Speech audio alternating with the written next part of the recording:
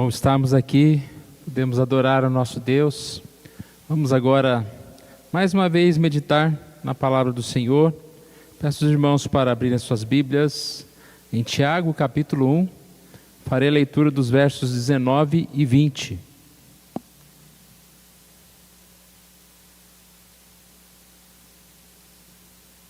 Tiago, capítulo 1, versos 19 e 20.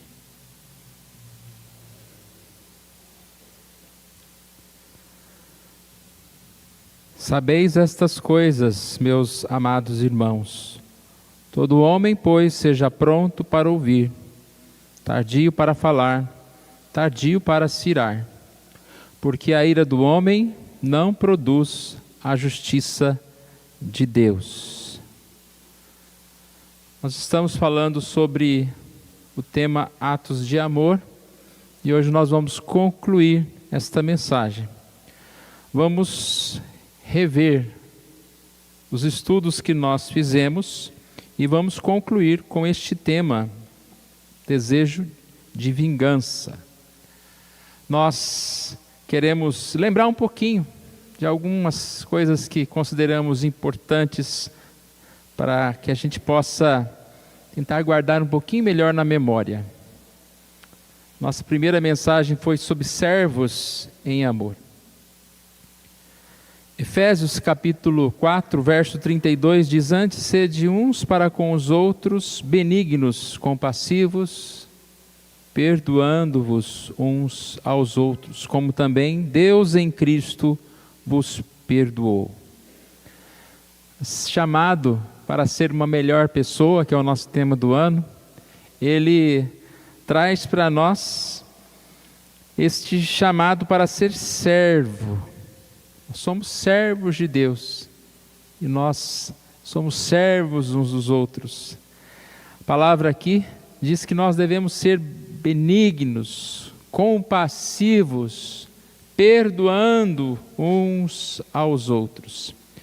Maior é o que serve. Às vezes nós achamos que servir é se humilhar, que servir é algo ruim, como muitas vezes temos a visão errada de que trabalho também é algo ruim. Mas não há nada melhor que você poder se sentir útil, que você poder se sentir alguém que ajudou o seu próximo, que abençoou alguém. Como nós somos felizes por aquilo que nós fazemos pelos outros. E essa é uma atitude de sabedoria. Efésios 5, verso 15 diz: não andais como nécios, mas andais como sábios.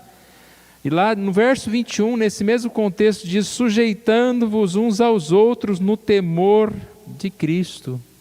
Isso é sabedoria, isso é viver como um cristão. Nós sabemos que podemos usar o nosso tempo, podemos usar as nossas coisas, o dinheiro, seja tudo que nós temos, egoisticamente. Mas Paulo diz lá em Gálatas 5,13: fosse chamados à liberdade, não useis, porém, essa liberdade para a ocasião à carne, antes sede servos uns dos outros, pelo amor. Liberdade nós temos, mas nós temos liberdade para escolher, ceder a nossa vez, para servir o nosso próximo, para perdoar o nosso próximo. Ainda dentro dessa primeira mensagem, nós falamos que quem ama a Deus ama o seu próximo. Lemos várias passagens de 1 João, entre elas 1 João 4, verso 7. Amados, amemos uns aos outros, porque o amor procede de Deus, e todo aquele que ama é nascido de Deus, conhece a Deus. Aquele que não ama, não conhece a Deus, pois Deus é amor. É uma afirmação muito forte. Ninguém pode dizer que ama a Deus, ninguém pode nem dizer que conhece a Deus, se não conhece o amor. Porque você ser apresentado a Deus é ser apresentado ao amor, é ser apresentado ao perdão. Ser apresentado a Deus é chegar a Ele perante a misericórdia, perante o amor de Jesus. E assim nós aprendemos a amar. Mais ainda, o amor não é um sentimento. 1 João diz: temos da parte dele este mandamento, que aquele que ama a Deus, ame também ao seu irmão. Um mandamento para nós, e assim nós somos chamados ao amor. Mas a quem nós devemos amar? Alguém pode dizer, então tá bom, é fácil, eu vou amar aqui o meu irmãozinho, meu filho, ou aquele irmão até difícil da igreja. Mas a palavra de Deus diz que nós devemos amar o nosso inimigo. A segunda mensagem, baseada neste tópico, né? Lucas capítulo 6, verso 27, digo-vos, porém, a vós outros, me ouvis, amai os vossos inimigos, fazei o bem aos que vos odeiam, bendizei os que vos maldizem, orai pelos que vos caluniam. Tanta informação aqui, irmãos. Amar o próximo, seja ele quem for. E como é este amor? Aqui diz bendizer. A primeira coisa que nós fazemos errado, quando nós temos um inimigo, ou quando nós pensamos que estamos fazendo certo, né? É maldizer, é falar mal dessa pessoa. E aqui diz bendizer o inimigo. A outra coisa que diz o texto é orai pelos que vos caluniam. Orai pelos que vos caluniam. Então não é desmoralizar, difamar, fofocar, mas é bendizer e orar. E isso é a marca do cristão. Sereis conhecidos como os meus discípulos se tiveres amor uns aos outros. Às vezes nós parece que cansamos, né? Mas já perdoei tantas vezes. E a palavra de Deus diz que nós não devemos nos cansar de fazer o bem. E também o contexto de fazer o bem aqui está neste ato de amar, de perdoar, de tolerar. Mesmo que seja 70 vezes 7. Amar o inimigo não é amar da boca para fora. Não podemos tratar com hipocrisia, como se nós tivéssemos esse amor. Nós devemos pedir que Deus molde o nosso coração, para que nós realmente estejamos demonstrando esse amor ao nosso inimigo. Romanos 12 lá diz que o amor deve ser sem hipocrisia. Detestai o mal, apegando-vos ao bem. Terceira mensagem, reagindo à traição. Nós podemos dizer o seguinte: nós aprendemos que devemos amar e devemos amar até o nosso inimigo. Mas como reagir diante da oposição, diante daquilo que nos vem magoar? Porque não é tão fácil, né? É fácil ouvir, é fácil entender o que é o amor, mas não é tão fácil reagir assim. E o grande ensino está lá no Salmo 62, quando o salmista Davi diz: somente em Deus, ó minha alma, espera silenciosa, dele vem a minha salvação. O verso 5 a 7 diz que a minha alma espera em silêncio diante de Deus, pois nele está a minha esperança, somente ele é a minha rocha, é a minha salvação, minha fortaleza, onde não serei abalado. Minha vitória e minha honra vêm somente de Deus, ele é o meu refúgio. Primeira e a questão mais importante que nós aprendemos aqui com Davi é que nós devemos, diante da traição, diante de um problema que nós enfrentamos, esperar, nos silenciar e falar com Deus e confiar em Deus. Lembrando sempre que a nossa vitória não está na aceitação das pessoas, em não sermos contrariados, mas está na nossa confiança em Deus, na nossa aceitação de Deus. Deus está ao nosso lado. Talvez alguém nos perseguir, falar mal de nós, pode trazer sim uma perda de algum prestígio, de alguma coisa neste mundo, mas nós não podemos perder o amor, o cuidado de Deus. Ele está sempre ao nosso lado. E o salmista, ele se mantém bem em paz. O texto, ele fala sobre pecadores, sobre pessoas que vêm contra ele, querendo derrubá-lo, mas ele fala que eu vou esperar no Senhor, eu não serei abalado, eu tenho a minha confiança no Senhor. Uma questão nossa, que devemos aprender sobre reagir à traição, é exatamente lembrar que essa nossa vitória não vem da aceitação das pessoas, e principalmente que nós podemos descansar na presença, no cuidado de Deus. É lembrarmos que a traição vem de pessoas próximas. A questão de traição é uma quebra de fidelidade, uma expectativa de alguém perto. Então nós devemos tomar cuidado com essa expectativa, muitas vezes, de que essas pessoas não vão nos prejudicar, né? Ah, é o meu melhor amigo, ele nunca vai me abandonar, nunca vai me trair. Nós devemos não desconfiar das pessoas, né? Mas compreender que elas são fracas como nós, e um momento ou outro podem também errar e pecar. Como não ficar decepcionado? É não ter uma expectativa alta diante das situações, e é nunca fazer alguma coisa buscando essa resposta, mas fazendo para o Senhor, fazendo em paz, praticando esses atos de gratidão também. Quando nós lembramos que algo não foi feito por nós, nós lembramos então que nós também, no lugar de reclamar disso, lembramos que nós às vezes não fazemos algumas coisas também pelos outros, e assim devemos fazer. Diante da traição, muitas vezes, ao invés de nós reagirmos desta forma, em oração, em silêncio, muitas vezes nós temos julgamentos precipitados. E esta foi mais uma das mensagens que nós falamos. A palavra aqui diz: não julgueis. É a última mensagem antes desse momento de hoje. Não julgueis. E aqui fala sobre julgamentos precipitados, aqui fala sobre censura. Existem julgamentos necessários.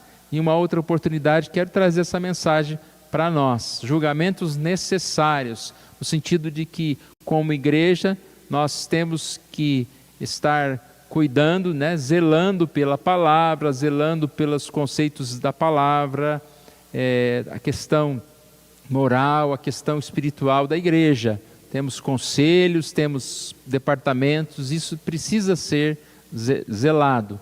Mas aqui nós estamos falando sobre julgamentos precipitados, sobre censuras, sobre condenação. E o problema é que nós nunca achamos que nós estamos julgando negativamente. Nós estamos falando a verdade, não, eu estou comentando. Mas quantas vezes nós estamos julgando, estamos falando mal de alguém, estamos aumentando, estamos falando pelo rótulo de algum detalhe apenas, rotulando a pessoa inteira por um fato, muitas vezes sem conhecer, na maioria das vezes sem conhecer a pessoa. A palavra de Deus diz em João 7:24, não julgueis segundo a aparência, e sim pela reta justiça. E a mensagem foi baseada na passagem bíblica de Mateus 7, versos de 1 em diante, aqui de 1 até o 5, e ela fala sobre não julgar para não ser julgado. Quantas vezes nós julgamos e esquecemos que nós também estamos entre os que serão julgados, e seremos julgados com muito mais severidade se nos atrevermos a ficar julgando todo mundo, a julgar os outros. Nós precisamos entender que isso é muito ruim, tanto na questão pessoal, né? Quando você é alguém que fala das pessoas, você será também muito criticado, mas principalmente a questão do juízo de Deus contra nós, no sentido em que nós devemos agir com amor para com o nosso próximo. Esse texto diz que nós devemos tomar cuidado com a hipocrisia, como nós já falamos há pouco, como alguém que vê uma trave no olho do irmão e não repara, vê o cisco no olho do irmão e não repara a trave no seu. Então ele diz, tenha cuidado. Ele não fale, não cuide da vida dos outros nunca, não fale da vida dos outros. Ele diz, primeiro tire a trave do seu olho, para que você possa olhar melhor e cuidar do seu irmão, para que você possa realmente ajudar o seu irmão. Então os julgamentos precipitados, eles são, na maioria das vezes, quando nós temos uma grande facilidade em ver os problemas, os defeitos na vida dos outros, na família dos outros, e não a mesma facilidade de ver aquilo que nós precisamos mudar em nossa vida. E aqui então nós percebemos que nós erramos nesse sentido quando julgamos de forma precipitada. Por último, o desejo de vingança. Diante das situações, diante da traição, julgamos precipitadamente muitas vezes, e isso levanta em nós um sentimento muito ruim, o desejo de vingança. Nós sabemos que a ira controlada, ela faz parte da nossa vida. Irai-vos e não pequeis. Mas a vingança é algo que pertence ao Senhor.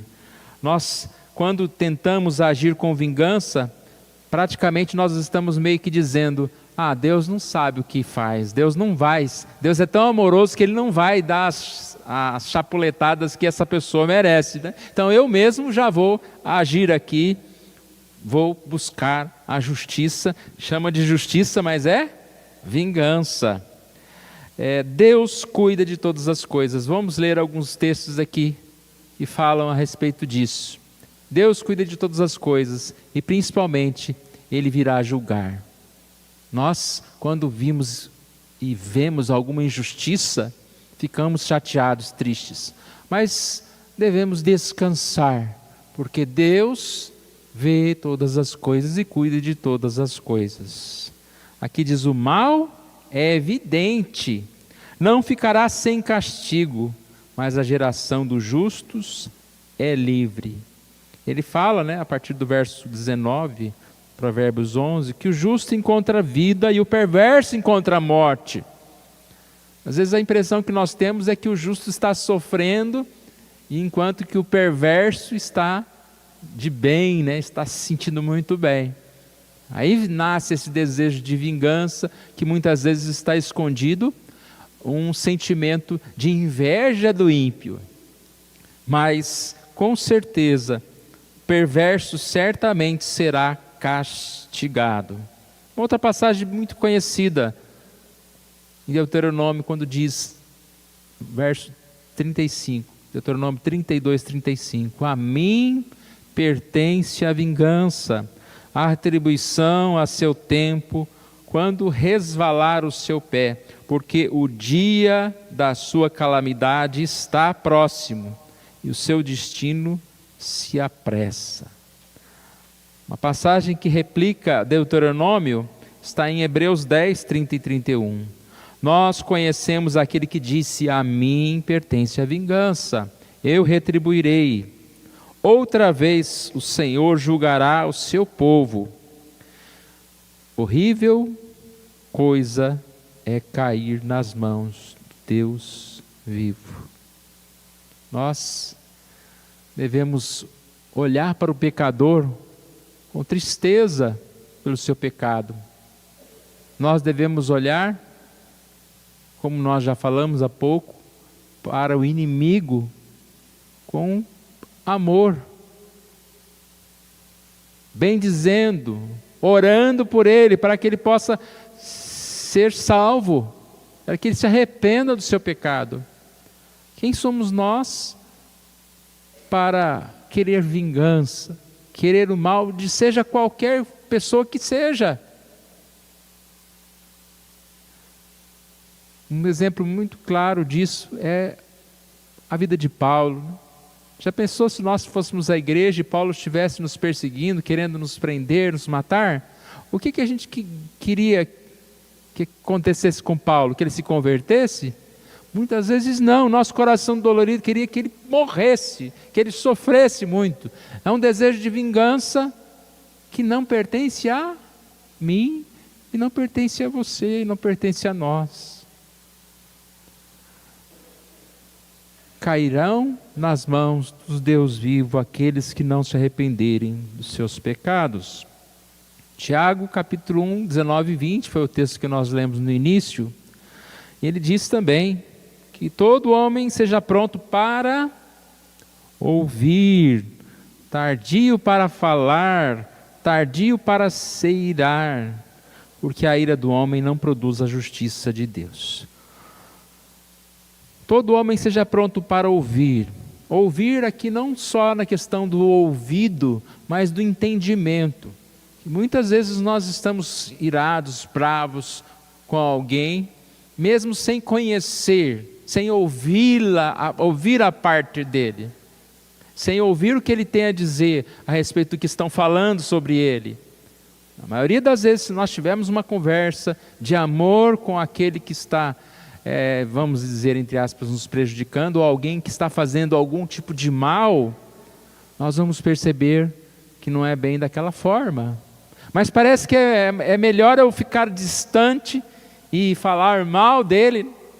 É um sentimento tão ruim do nosso coração, em querer o mal do nosso próximo, numa atitude de, parece que eu sou maior, eu falando mal de um outro, eu me sinto melhor, eu desclassificando alguém, parece que eu estou numa elite, num andar superior do que aquele outro irmão. Infelizmente, esse é um desejo e um sentimento muito ruim. E aqui diz, pronto para ouvir, tardio para falar. Na maioria das vezes nós falamos primeiro, sem conhecimento, porque nós julgamos pela aparência, e já vamos falando. E muitas vezes já irados, tardio para também se irar. Disse que existe o tempo para a ira, mas certas coisas nem são motivo de ficarmos irados. E lembrando que a ira do homem não produz a justiça de Deus. Sabemos que quem faz o mal ao seu próximo, quem busca e deseja vingança, este sofrerá. Se a gente tem um coração ruim, desejando mal, querendo o mal, quase que revidando a tudo que acontece, no lugar de nós termos paciência, de nós perdoarmos, de nós contarmos até 10, nós vamos viver numa implosão, desejando revidar, vingar, nós vamos sofrer com isso. Não sei quantos conhecem uma fábula de uma abelha rainha que tinha um mel muito gostoso, e ela entregava esse mel lá para um produtor que é chamado de Zeus, lá era o deus das abelhas, lá no Monte Olímpio. E este deus das abelhas gostou tanto do mel, que disse que ele iria dar um presente, seja aquilo que ela quisesse. E a abelha então, na hora ela teve uma ideia e disse, dá-me um ferrão tão forte, que com ele eu possa matar quem se aproximar para roubar o meu mel. Aí disse que o tal do Zeus não gostou da ideia, porque havia nessa abelha um grande desejo de vingança, mas não podia recuar na sua promessa, e diz, vou lhe dar o ferrão para você atacar, a picada será mortal. E a abelha ficou toda feliz, quase que indo agradecer ao tal do Zeus lá, quando o Zeus continuou dizendo, mas a picada será mortal também para você. Quando usar o ferrão, ele se quebrará e você morrerá. A gente já ouviu falar, né, que as abelhas, quando elas picam, elas soltam o ferrão e elas morrem. Se você for pesquisar bem, não são todas as abelhas que morrem. Já ouvi até dizer que 96% das abelhas não morrem, mas isso aí é um estudo para outra hora, né? Mas a ideia aqui é interessante. Quem deseja o mal, acaba mal. O mal recebendo o mal em prática. E o contrário também. Quando a gente deseja o bem de alguém, quando a gente faz o bem para alguém, quando a gente perdoa alguém, a gente tem esse bem. Você já parou para pensar que muitas vezes você fala, fulano não gosta de mim, ou fulano parece que ele só faz as coisas contra mim. Você já experimentou fazer alguma coisa boa, tratá-lo bem, ajudá-lo? Que muitas vezes é quase que um espelho. Eu trato mal alguém porque alguém me trata mal, aí a gente não sabe quem que trata mal a quem. É a mesma coisa de não me cumprimentou. Se um não cumprimentou o outro não cumprimentou o um. Então, qual dos dois que não cumprimentou? Às vezes a gente tem essa dificuldade. A única coisa que vence o ódio é o amor. A única forma que nós temos, a fórmula de transformar o inimigo em amigo é o amor. É mostrar-se servo, é perdoar, é se aproximar. E nós, com certeza, entendemos que se nós buscamos vingança, se nós ficamos imaginando, fulano fez isso, também não vou mais fazer aquilo. E a gente vai viver então como? Eu desisti. Mas a gente falou há pouco, não se canse de fazer o bem. Continue fazendo o bem. Não é o que o outro fez que vai tornar o seu coração maldoso. Nada que alguém faça deve mudar o seu modo de ser. Eu sou tão amoroso, mas fulano mexeu comigo, eu não sou mais amoroso. Então você não é nada amoroso. O amoroso continua amoroso. Fulano mexeu com você, você vai agir como você é. Por isso que é a ideia do coração, né? Nós precisamos tratar do coração. Porque vem do coração este amor, essa calma, este perdão, para agirmos assim com o nosso próximo. Não devemos deixar levar pelos sentimentos ruins, pelo desejo da vingança, mas devemos buscar a paz, acalmar o nosso coração. Perdoar sempre é a melhor opção, desviando dos caminhos da maldade. Vamos concluir, irmãos, com algumas das coisas também que nós falamos. Deus colocou próximo de você as melhores pessoas. Isso não significa que nós não teremos problemas. Então, falei isso, né? Às vezes a gente tem aquela impressão de que a melhor pessoa está lá longe. Não, ela está aqui perto de você. Ela é a pessoa que Deus colocou perto de você. Isso é um privilégio muito grande. A gente gostaria de estar perto de pessoas que não estão perto de nós. E não é nem porque que morreram, é porque às vezes moram numa outra cidade. Que privilégio você tem estar perto dessas pessoas que você está hoje. Foi Deus que nos colocou aqui juntos. Para quê? Para que a gente vivesse em união. Unidos como irmãos. E, mais uma vez, colocou essas melhores pessoas, não disse as pessoas mais fáceis de lidar. Existe alguém fácil de lidar? Ninguém. Até aquele que você fala, é meu amigão, tal.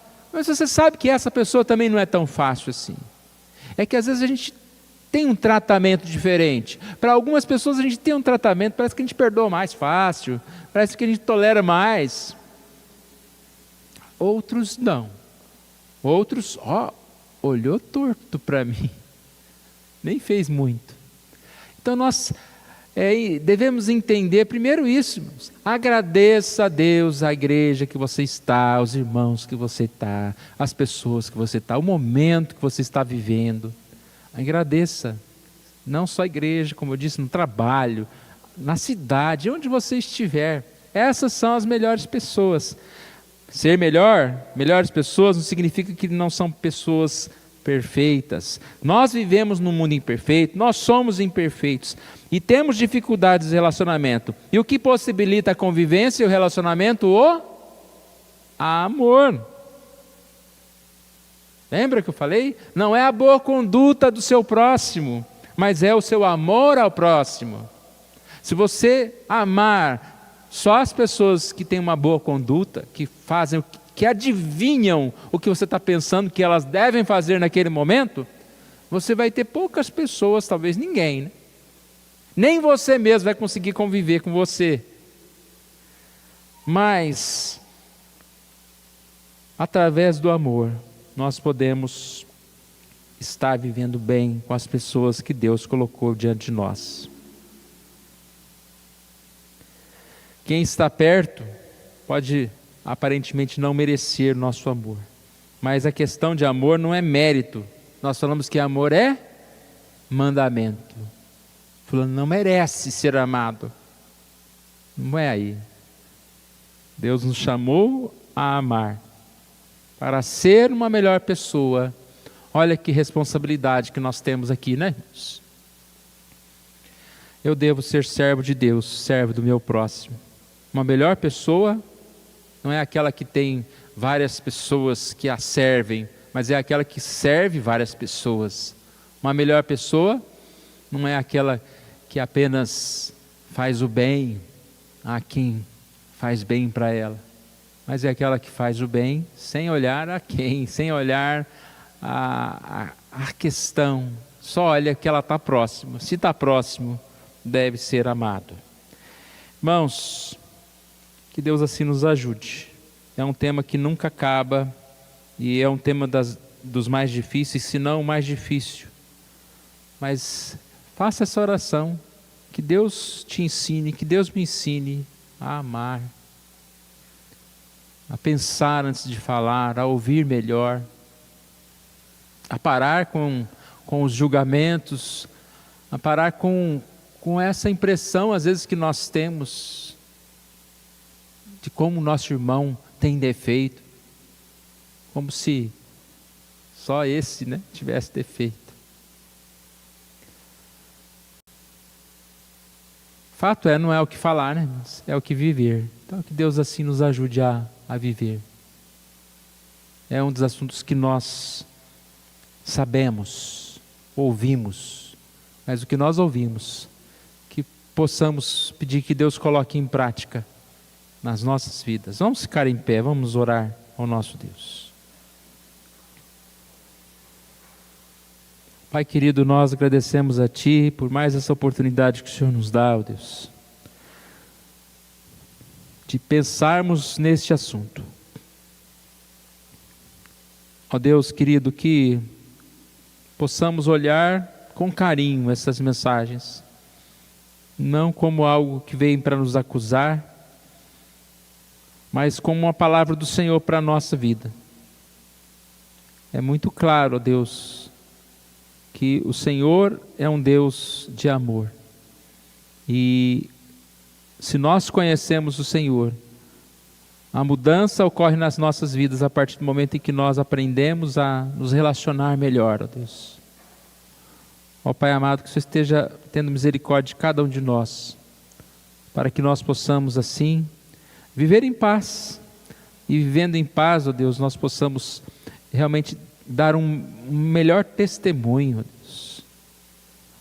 Ter uma igreja que recebe as pessoas com amor, ter um lugar, ó Deus, onde além de nós podemos conviver com alegria, possamos receber pessoas que sintam bem no nosso meio, Deus. Deus amado, cuide de nós, nos ajude. É isso que nós te pedimos, oramos em nome de Jesus. Amém.